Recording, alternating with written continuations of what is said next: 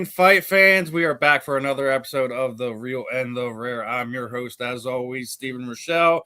And joining me this morning, the smiling man himself, Mr. Sam Alvey. Sam, how are we doing on this wonderful Tuesday morning? I am feeling wonderful, my friend. Had a good morning. Got a good couple workouts in. Just got home, showered off, and about to take care of my horses. Yeah, I was actually about to ask you about that. I seen your post the other day.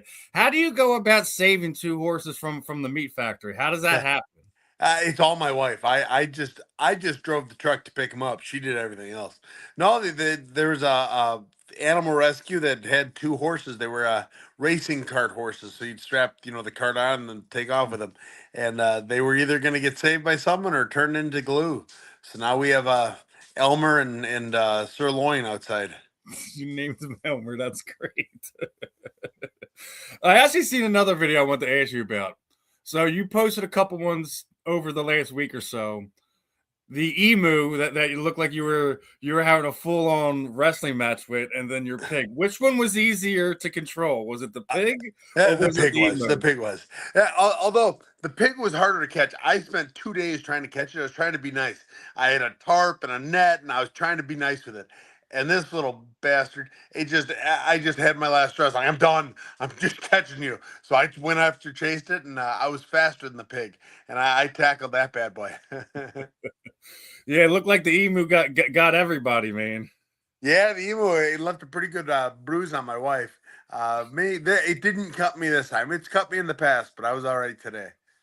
So what is that? What is the dad form life like, man? I know you've been this is something you guys been doing for quite some time, but I don't think you share a lot of it with the public. But how does that whole thing come about, man? How does I know it. The saying is it takes a village, right? So do you get the kids to chip in, or is it basically on you and your wife? No, I make the kids help too. They do as much as they can. The problem is my kids are all pretty young. The oldest is 12, so she can get some stuff done. But then I have a couple 6-year-olds and a 3-year-old, and the younger they get, the harder they are to get to work. So a lot of it is myself. My wife wants it, and I want to keep her happy, so I do everything I can. Happy life, happy wife, happy life, right, brother? Yes, sir. Now, as far as the combat sports world, there's always something interesting going on. Always something fun to talk about. You'd already kind of touched on it on one of your posts. I wanted to ask you about this. I think after this weekend, we could pretty much say the BMF belt is just a novelty idea that probably should have been retired after the first fight with it, because I think it's fair to say that the first fight was exactly what it was meant to be, but since then, like, we just really haven't had two guys that are really BMF is going in there to saying I'm the baddest man on the planet, or I'm the baddest man in this organization. You think it's safe to say that, at least for us fans, that I think there will probably be less tuned into those fights moving forward? Yeah, I mean, this fight, I wasn't tuned in for the belt. I thought it'd be a better fight than it was. Max Holloway versus Oliveira, and I was actually picking Holloway to win. Boy, howdy, was I wrong. No, the first fight with the BMF, it wasn't the two best that have ever been. It was just two guys that are kind of punks. Or at least that's their persona, Diaz and Masvidal. I thought it was brilliant. All right, give him a belt; it'll be fine, and then we'll retire the belt. Nope, they kept that belt alive. It's so they don't have to make one more weight classes. They need title fights for main event pay per views, and they just ran away with it with all the wrong ways. And as soon as they had the two badasses of Diaz and Masvidal fight with it, they just went on and had like really nice guys fight it. They had some good fights, but those Yeah. good fights could have just been main events. There's no reason to put a title on the line. Yeah, I agree. Sometimes it's for the promotional side of things. I guess I'll say it that way. I get it, but Hmm. like as a whole, I think just do away with that. And even Bare Knuckles done their own version of it with their King of Violence titles and stuff like that. So I get the idea of those, but I don't think it's something that necessarily has to be trotted out there every so often. I think when the matchup calls for it, I think that's when the belt should be called upon, in my opinion. No, I agree. Like I couldn't. The closest to the next fight, the next BMF fight I could have would be like an Ian Gary versus Colby Covington, just because they hate each other so much. That's the fight. Okay, put a stupid fake belt on the line. Why not? But with the exception of that I can't think of anyone that really has it coming. I know, and it's something I've noticed over the last 5 years or so. It's just I love the UFC. I'll always love the UFC. I grew, my formative years, so to speak. It's just was watching the UFC grow from being banned to being arguably the biggest combat sports spectacle that we've ever seen for the better part of the of 20 years or so. Mhm. But I kind of feel over the last 5 years they're losing that firepower. And I don't think it's the firepower is the right word. Maybe star power is the word. Yeah, That I get the feeling like they don't want another Conor McGregor. As good as Conor was, and as I mean, he made eyes glued to him when he was fighting. They don't want that because Conor could then dictate the terms. Conor could then say, "Nah, I'm going to go box Mayweather. No, I'm not going to fight unless I get paid $10 million."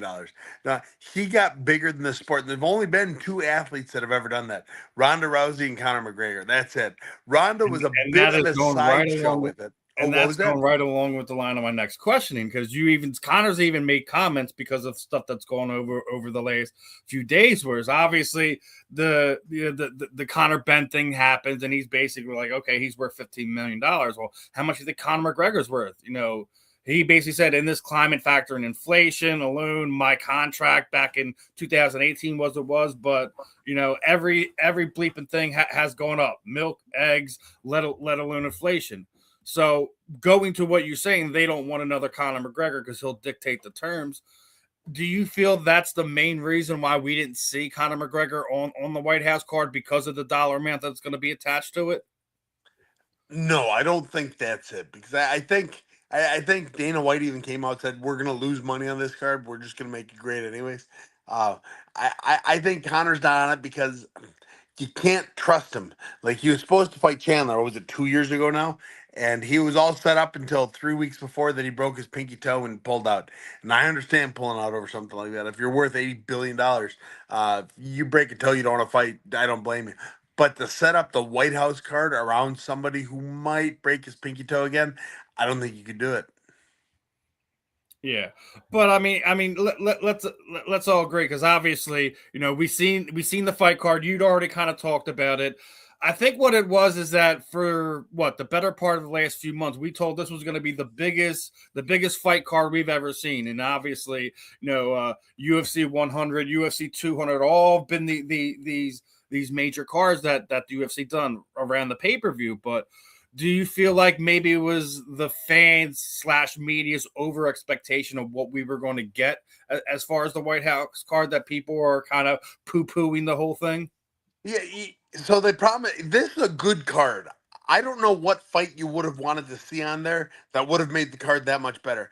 I do think Conor McGregor fighting anyone, fight Masvidal, fight whoever. I think that would have been a better fight, or made the card better. I don't think Jones versus Pereira would have made the card any better. Jones versus Aspinall would, but Aspinall's blinded forever or something. So there are only two, maybe three fights that could have been better. I said Ian Gary versus Colby Covington. That's a fight that could have made the card a little bit bigger. But different weight classes, different points in the career. I understand why that didn't happen either. There's very few fights that would have made this card any better. I agree. There's a few fights, but I think one of the other things is we also wanted. I think a lot of fans would have liked to have seen a female fight on the card, and being I Kayla Harrison disagree. is just recovering. I don't think that was ever going to be an option, just timing wise, that she's not ready, and that'll probably have been the only fight they would have put on there, the Kayla Harrison versus Amanda Nunes fight. Yeah, I disagree. I don't think anyone cares. Oh, I not oh, at all. The Kayla Harris. So that fight when it got taken off the what was it January card? It's like nobody, everyone kind of. Oh no, that's terrible. And my bathroom break is gone. The Listen, Amanda Nunes has been retired for better than 2 years. Kayla Harrison has never defended her belt. This is not a super fight. This is the current champion fighting someone who's been retired for 2 years. They don't hate each other. There's no backstory behind it. There was nothing to it. Uh, that I don't understand why anybody got upset by it. Nobody really did. I heard a lot more. Well, good kind of comments. I don't think any female fight would have been good for this card, except maybe Ronda Rousey versus Gina Carano.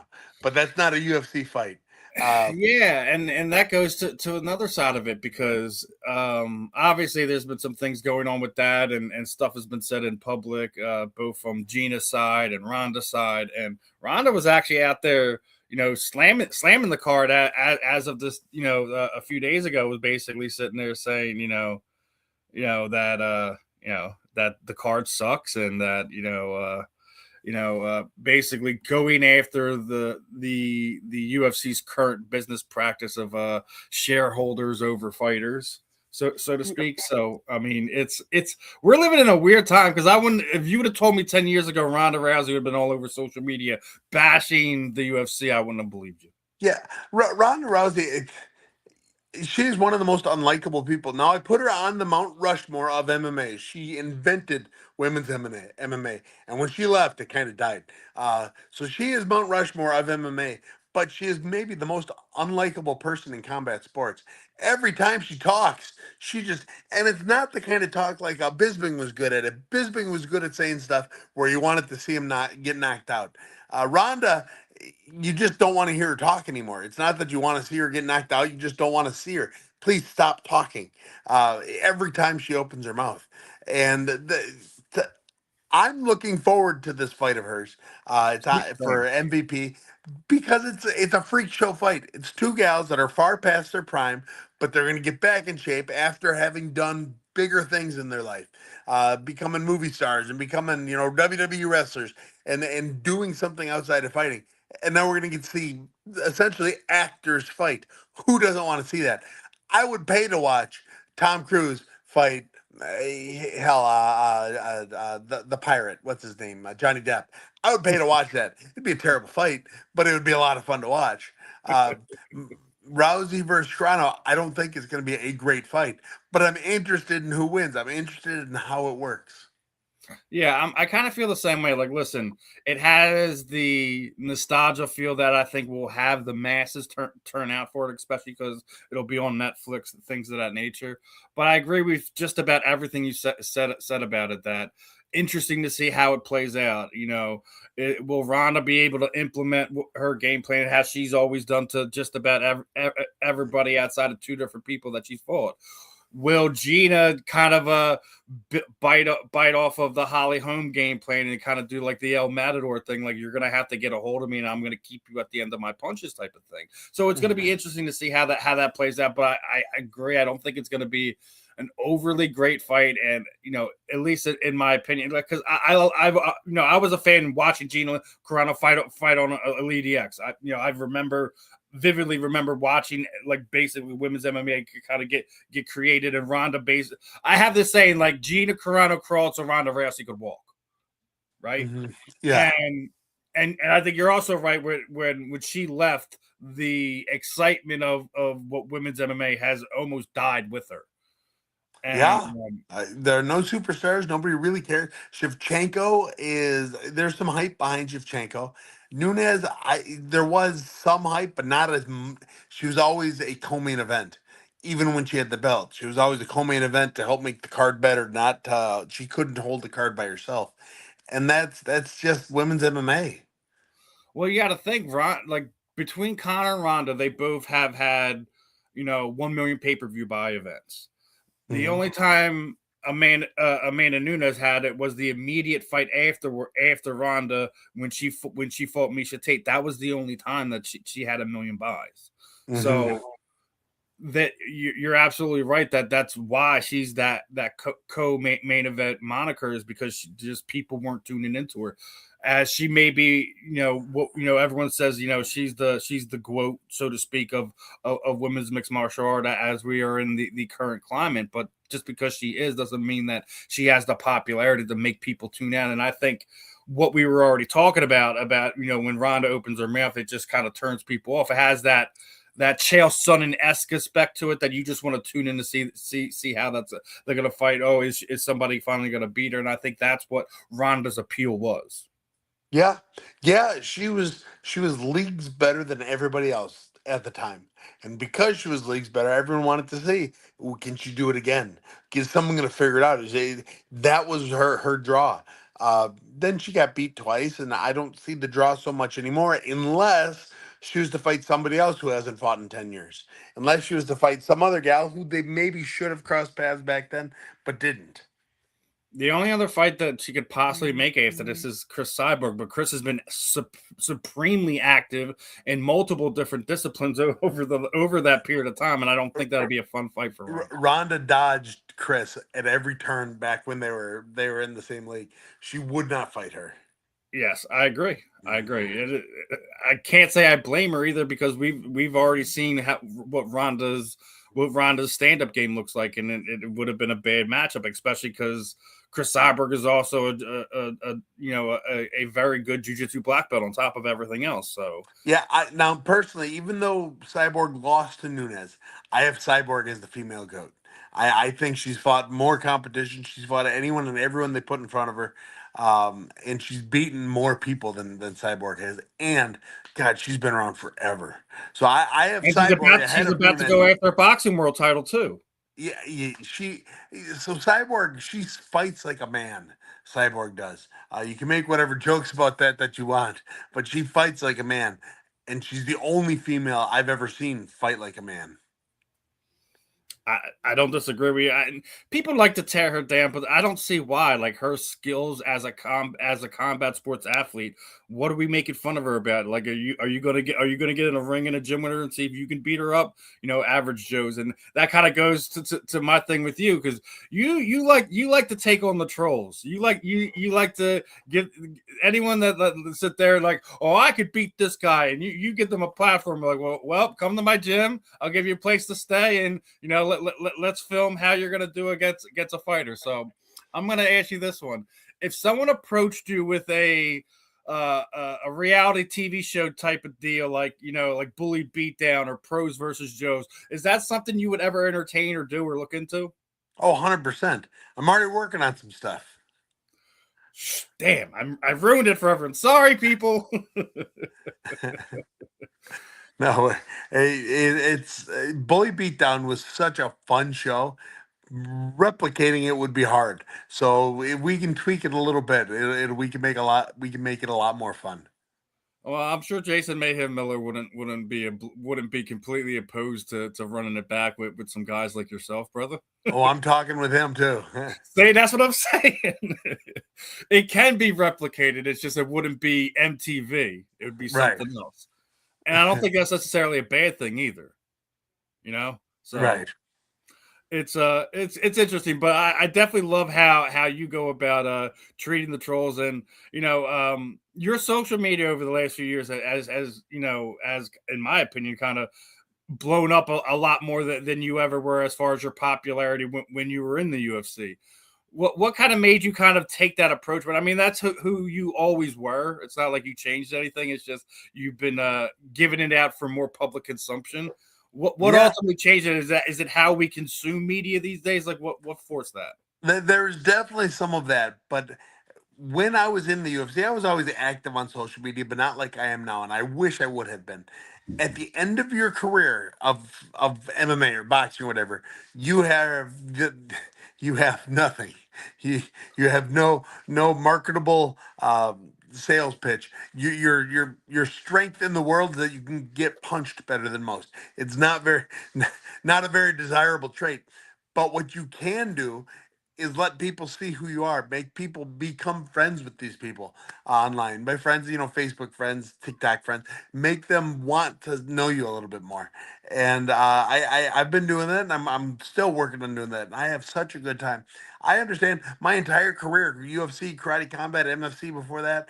Uh, what what was only possible because excuse me, because of the fans, because people would tune in. So I use my social media as kind of a thank you to them. Thank you for watching. If I can help or make them enjoy the sport anymore, I'm going to do it. Listen, I love it. I love seeing that you're so engaging and have people responding to you. Like I always kind of felt like you didn't quite get the love that you kind of deserved. And I'm not sitting there saying you should have had title fights or anything like this, or you should have been main eventing this. That I just felt like as fans they didn't appreciate who you were as a fighter and as a person. So I love seeing when I come across you. I'm sitting there scrolling TikTok up there, Sam again. Yeah, I have so much fun with it. I just posted something before getting on here with you. So I'm friends with fighters, but now I'm friends with TikTokers too. And I went to Noah Peters' wedding over the weekend, and his groomsmen were a lot of TikTokers. And so I got to hang out with Justin Nunley and Hillbilly 67, and I got to hang out with a lot of guys that have done better on it than even I have. And I just posted my video with all of them. Yeah, it was the one where you're choking them out, right? No, there is that one. He was one of the guys I made a new video. Oh well, I'll definitely have to check that out, people. And if you're tuning in today, go check out Sam's TikTok. There, he's always posting up fun content for all of us to consume. Getting through our daily grind there, right? So talk a little bit about you. Obviously, your last time out in karate combat wasn't the most fun experience that you ever had in your life. You're no longer the double champ anymore, but you're still the light heavyweight champion. Um, I am. That fight. So my last fight, I fought the world's biggest fighter, Robelis. He's 6'7". He was 285 pounds with abs. Olympic bronze medalist in Taekwondo, and he kicked the tar out of me. It was. I got in that pit with him, and I was like, "Oh, you're really big." Oh man. uh, and yeah, he got the better of me that night. That's all right. But I was the first double champ. I am now the light heavyweight champion, and it's very likely my next fight is going to be against Uriah Hall, which is a fight I have always wanted. It's a fight I've always admired the way he fights, and I've always looked forward. I've always wanted the opportunity to compete against him.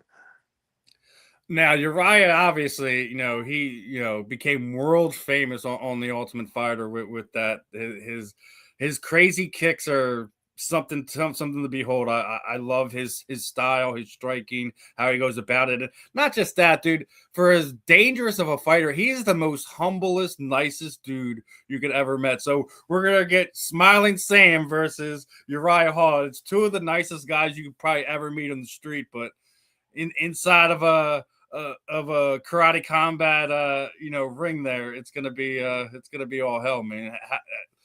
Do you have an idea when that could potentially come about? Like, No, I really don't know. I know the Karate Combat, they've got a card in Russia here in like 2 weeks, I think. And it's apparently fighting in Russia is very difficult, at least for the promotion side of things. So yeah. they're getting that taken care of. And once that's done, then we'll probably start chatting about what's next for me.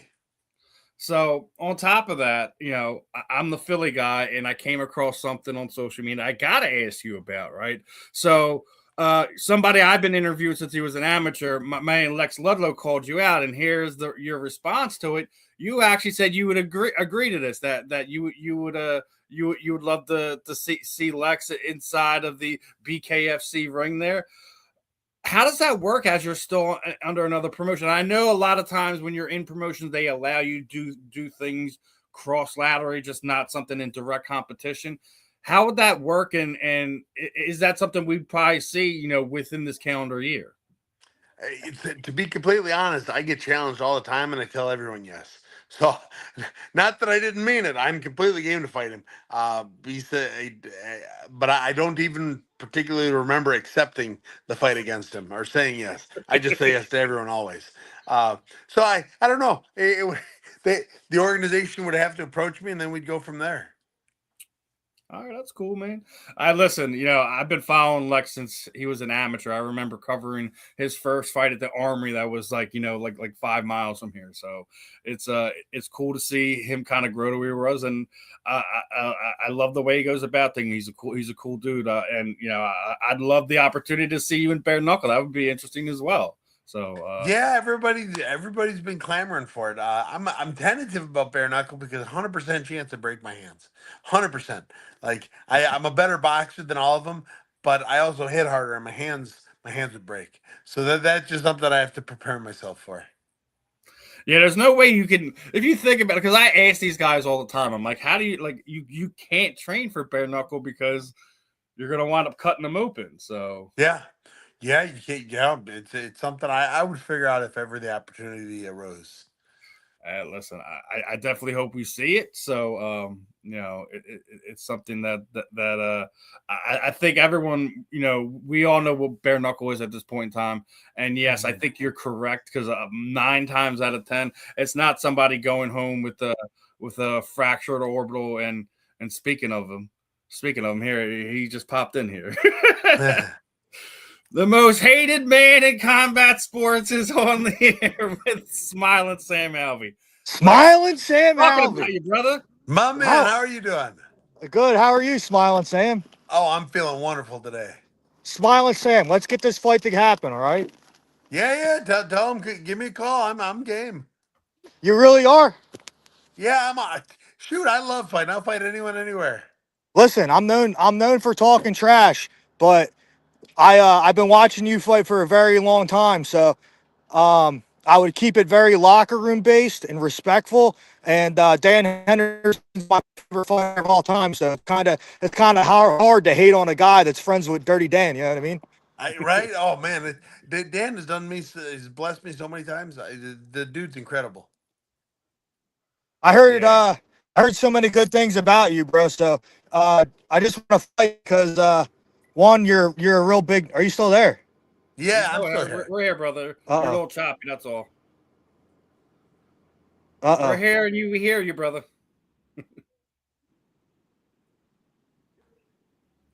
Gotta love technology. Uh, well, I guess we could just assume he was going to go on and say I would win the fight between he and I. It's probably what he's going to say next.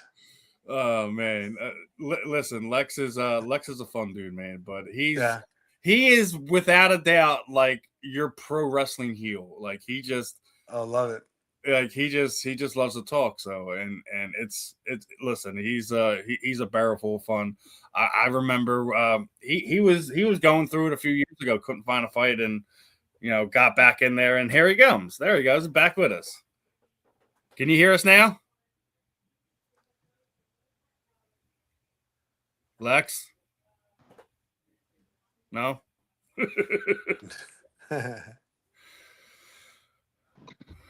And he, Just heard something, but you're real choppy, brother. oh, Yep. Gotta love technology sometimes. Oh, it's great until it's not. Yeah. Yeah, it really is. So, like I said, Lex is one of the guys I truly love watching the sport in and out of it. Your mic's on mute too. That's probably another thing, Lex. He's giving me the 1 minute. He's got something going oh. on. No, it's not that. I'm just trying to make sure my connection's good to talk to you guys. You're clear right here now, brother.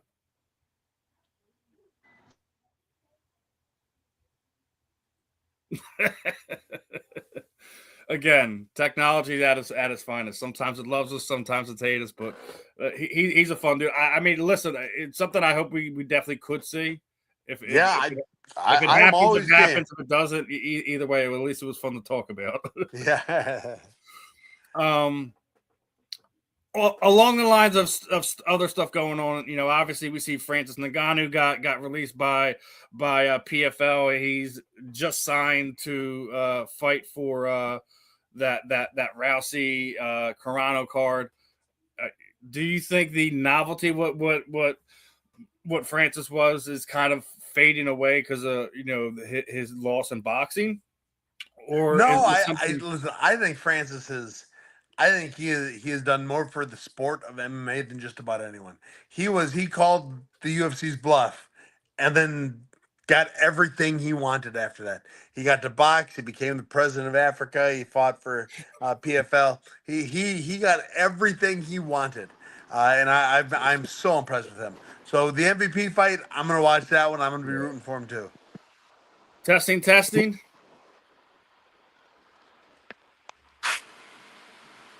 Can you hear us, Lex? I think he just wanted to look at us.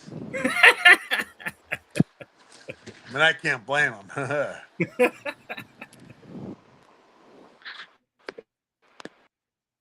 This is rough. Tried. It was fun. Well, hey, here in I really do. I'm gonna have to get going to take care of my horses and my sheep and stuff. Yeah. As we I won't actually go, one more thing. I do want to no, absolutely. Just one more thing, right? So this month is March's brain injury awareness month. Obviously, we just went past the whole International Women's Day on Sunday.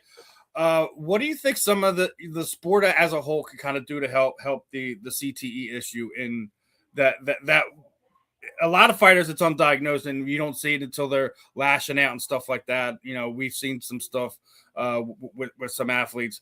What do you think that the sport in itself, whether boxing, MMA, that's why I always say combat sports in general, to kind of help, mental health awareness, brain awareness, etc. I really have no idea. I mean, I know good and well what I'm risking every time I get in that ring and every time I'm practicing. And all of us do. All of us are very aware. I don't know what the sport itself could do to help us. Like everything the NFL has done has only made it worse for them. I would recommend them just stay away from us as best they can, and let us figure it out ourselves. If I needed to say something, say if they paid us more, which would be hard to do because I mean you only get paid by the UFC, really. But if we made more money, we would have to fight less, which would be bad for the business itself. But that would be less brain damage for us. Having to train less, having to only fight once a year, once every other year if they're paying us enough. So that would be one thing. But really, it all comes down to us being careful, wearing our headgear, and taking care of your training partner. I would have to say just try to limit as much hard sparring in the gym as you can. Like not, I'm not sitting there saying don't spar, but not to have these crazy sparring sessions. That's that wouldn't. The promotion couldn't do that. We personally could do that, but the promotion would have nothing. Yeah, not the actual fight. Yeah. I'm saying when you guys are training. Yeah, exactly. Right. Yes, that's something we could handle on ourselves. Yeah. And the coaches have a good job of watching that. You get cracked a little too hard, you're going to take a week or two off. Let yourself recuperate. But yeah, it is part of the sport, and we're all really pretty aware of it. Yeah.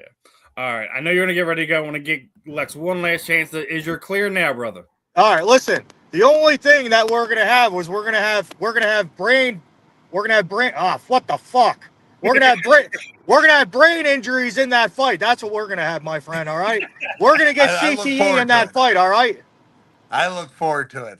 Listen, are you under contract with Karate Combat? Like, how does that work? I've got a real good contract with Karate Combat where I can work around. I am not under contract with them, but I'm in talks with them. All right. Well, we don't care about Karate Combat anyway, Sam Alvey. All right. We care about you coming to BKFC and fighting the most hated man in combat sports in Philadelphia. You know what I mean? Will you bring? My only demand is that you bring Dirty Dan with you to corner you. If I can, he's got 6 different businesses he's running out in California. I don't know if I could get him away from it. Yeah, I know he's got like a restaurant now, dude. Oh, it's so nice. If you ever get out there, you should stop in. It's just wonderful. Listen, Hendo's Barrel House. I heard that you have 6 kids. I have 4 kids myself, brother. So God bless you, dude. Yeah, God bless you, my friend. Yeah. Are you gonna have any more? No, we're done. We're done with 4. We are not done, but we just have nothing cooking just yet. Oh boy. Well, listen, I have a meeting with Feldman tomorrow. I'm going to bring this up to him. All right. Bring it up to him. I'd love to hear from him. All right, brother. Well, listen, I'm going to let you and Steve talk now, but God bless, brother, and you'll be hearing from me soon. All right. Well, we'll talk to you soon. All right, later. All right, Lex, catch up with your brother. All right, now Sam, you always know. I know we went a little bit over what we normally do. You know how I always end this one is I kind of throw it over to you. Anyone like to thank training partners, teammates, social media sites, any sponsors you have, any parting shots for the listeners today? The time is yours, my friend. Yeah, hey, follow me on social media, Smilin Sam Alvey everywhere, particularly Facebook. That's something I've neglected for a while. And now Facebook pays way better than TikTok and Instagram and YouTube. So follow me on Facebook, Smilin Sam. And I spend all my time when I'm not training trying to give back to you fans. I really do. If you have a question, put it on there and I'll do the best I can to answer it. Usually in a video. I think I'm hilarious. I don't know if everyone else does, but I do the best I can to give you a good, entertaining response. And we definitely appreciate it, Sam. And as always, I appreciate your time this afternoon, my friend. Go do what you got to do. We'll definitely be in touch. Hopefully, we hear some news, regardless if it's karate combat or if you're gonna wind up testing the waters over in the PKFC with Lex. I can't wait to see what's next for your brother. Love everything you're doing, and as you and Lex were just saying, God bless you and your family. Keep doing the fun stuff you're doing, and we'll catch up soon, my friend. All right, sounds great. Thanks for having me on. Of course, my brother. You catch up with you. All right, everyone. That was Smilin Sam Alvey. It's always fun catching up. You don't know what you're gonna run into when you're on the Real and the Rare here on the South Florida Tribune. Other than that, another great episode in the book. Love catching up with my combat sports fighters, my combat sports veterans. Sam is no stranger to it.